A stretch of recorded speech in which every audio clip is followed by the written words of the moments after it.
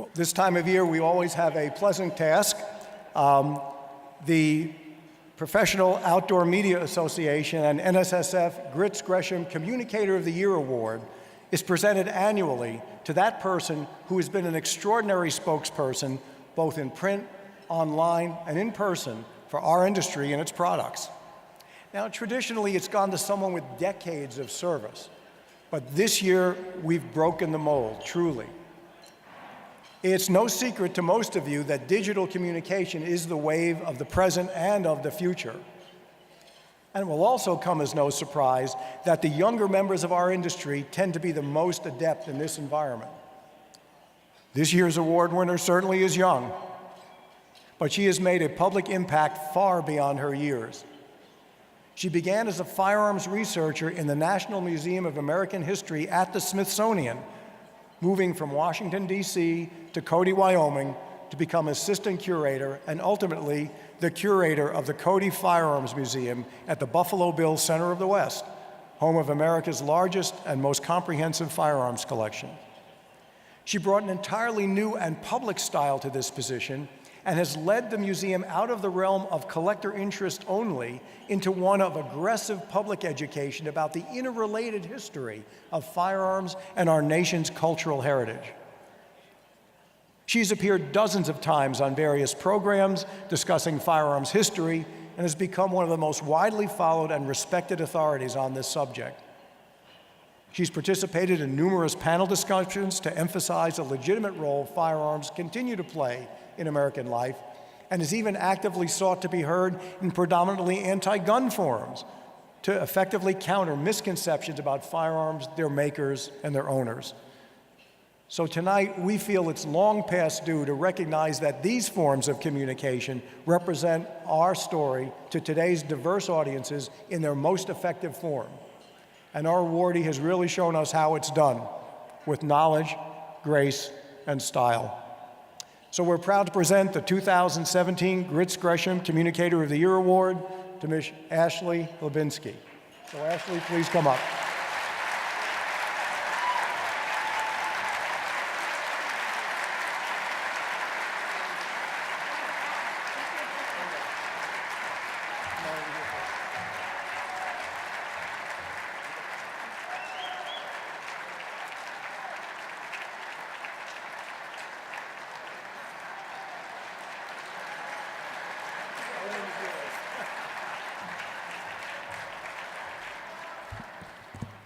I have to move the microphone down. I think the only time I would put a cowboy hat on would be if it was something that belonged to Gresham. I just want to say I'm so humbled by this award. When I first found out that I was receiving the award, I hung up the phone and cried for a really long time. I seen the names and I know the past winners so well, and I can't believe that I'm being honored by them and by the industry, and I only hope that I can continue to preach that legacy and make them proud. You know, if you would have asked me 10 years ago that I was going to be the curator of one of the leading firearms museums in the United States, or standing right here, I would have told you were crazy. I'm gonna be a doctor. And that I've come so far. And since I got interested in firearms, I was drawn by the stories of the people around those firearms, the manufacturers, the owners, the people who are impacted by firearms. And I've been struck by just how diverse that story is. And I love being able to work at the Cody Firearms Museum, a 7,000 firearms collection from the 1400s through modern day, and pretty much every day I can pick something new and learn about it, and that's something that I am so grateful to have the honor to do. But the other thing that the Cody Firearms Museum has given me is a platform to speak to not only the gun industry, but what I call the firearms novice audience. At the Cody Museum, we are a part of 5 museums at the Buffalo Bills Center of the West, all under one roof. And so we get about 200,000 people through the doors every year on their way to Yellowstone. And while we are a destination museum for gun enthusiasts, collectors, historians, gun geeks like me, we also get a huge international audience and a coastal audience that has never really had any experience with firearms. And they probably wouldn't choose to just go to one. And because they paid the admission to go to all the museums, they wander in.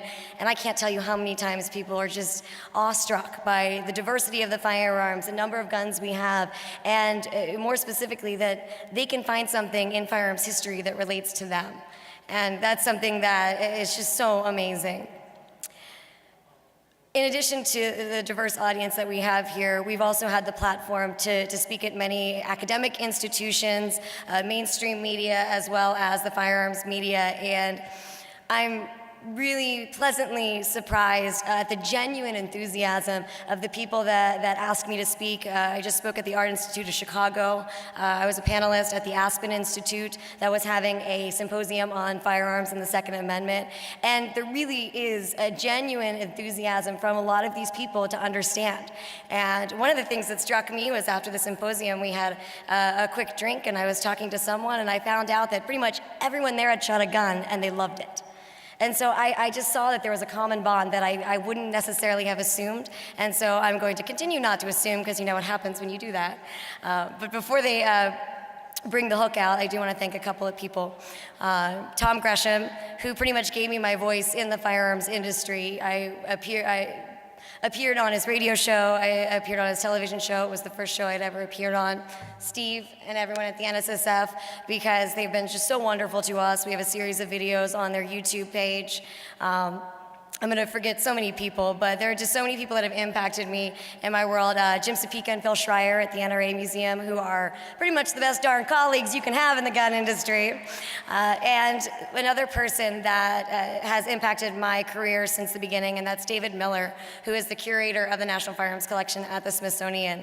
I set up a meeting with him 6 or so years ago, and I will say that I did learn that hot pink stilettos and a sundress is not the way to meet the curator of the foremost collection in the country.